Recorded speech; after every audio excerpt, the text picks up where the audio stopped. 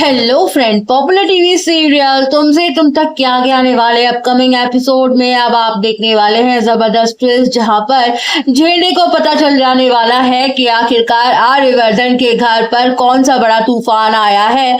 तो वही झेंडे सच्चाई का पता लगाने के लिए यहाँ पर निकल चुका है और उसने पकड़ लिया है रंगे हाथों मीरा को। और जी हाँ दोस्तों, आने वाले अपकमिंग एपिसोड में आपको देखने को मिलने वाला है कि एक तरफ मीरा एक के बाद एक खतरनाक साजिशें रच रही है आर्यवर्धन और अनु के खिलाफ।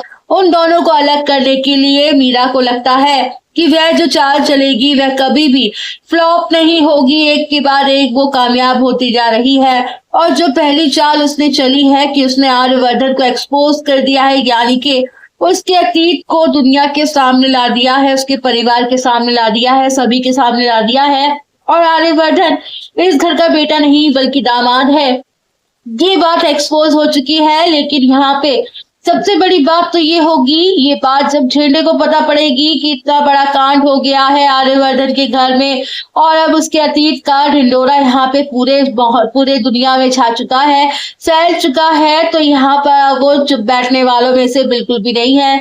वो करता है आर्यवर्धन को दिलासा देगा और कहेगा कि मैं इस सच्चाई का जरूर पता लगाऊंगा कि आखिर इसे यहाँ पर किसने एक्सपोज किया है। अब आपने झेंडे अपने एंड से पूरी कोशिश करता है, वो पूरे ऐसे ऐसे कौन से शख्स हैं जो ऐसी हरकतें कर सकते हैं, यहाँ पे झेंडे पड़ताल करने की कोशिश करेगा और उसको पता पड़ने वाला है एक के बाद एक सच।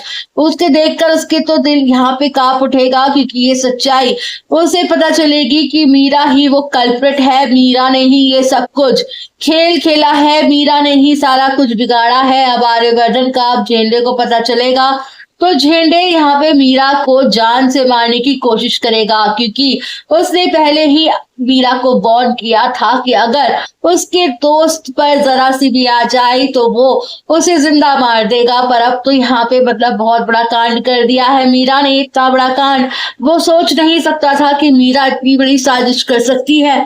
यहाँ पे झेंडे को जैसे ही पता लगेगा कि मीरा ही वो षड्यंत्रकारी है जिसने ये सारी प्लानिंग प्लॉटिंग की है आर्य के खिलाफ, अनु के खिलाफ, तो सबसे पहले वो यहाँ पे आर्यवर्धन को राजीव भाटिया के नाम से सब जगह एक्सपोज कर दिया है। पुष्पा जी ये सब कुछ नहीं किया है, वो तो उनका मोहरा थी यहाँ पर। तो यहाँ पे दूसरी तरफ मीडिया में खबर ने मीरा ने ही दी थी और मीरा को ही टपोसते हुए नजर आएगा झेंडे। उसको कहने वाला है, उसको पूछने वाला है कि आखिर तूने आर्य के साथ ऐसा क्यों किया। मैंने तुम्हें पहले ही मना किया था ना कि आर्यवर्धन से दूर रहना, वो मेरा बहुत जिगरी दोस्त है, तुमने उसके साथ ऐसा क्यों किया।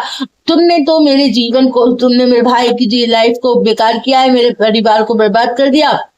इतना सब कुछ कहने के बाद मीरा के माथे पर लकीरें नहीं हिलती हैं। वो आर्य से कहती है कि आप मुझे चुन लेते, आपने मुझसे शादी क्यों नहीं की, आपने मेरे प्यार को ठुकराया जब यहाँ पे, तो मैंने आपको पाना चाहती थी, इसलिए तो मैंने अनु से पीछा छुड़वाया और मैंने ही गुस्से में आके ये सब कुछ किया है, अपना बदला लिया है, इसमें कोई गलती नहीं है, प्यार और जंग में सब जायज है, मैं खुश नहीं थी तो आप अनु खुश नहीं रहेगी। और ये बात सुनते ही आर्य को सबसे बड़ा धक्का लगता है, लेकिन मीरा एक्सपोज हो जाएगी।